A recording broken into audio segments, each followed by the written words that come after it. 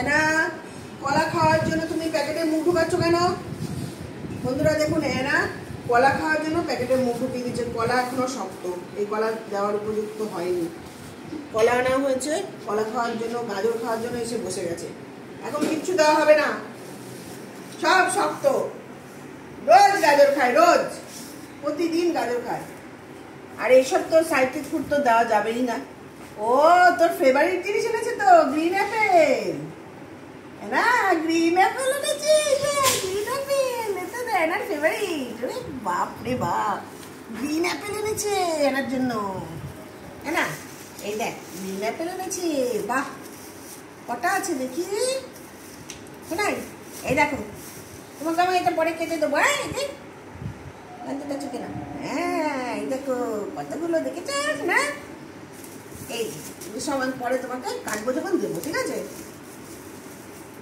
আর এগুলো সবজি, এগুলো তোমার খাওয়ার কিছু নেই, সাইট্রিক ফুড তো তোমাকে দেওয়া হয় না। যখন গাজর কাটবো দেবো।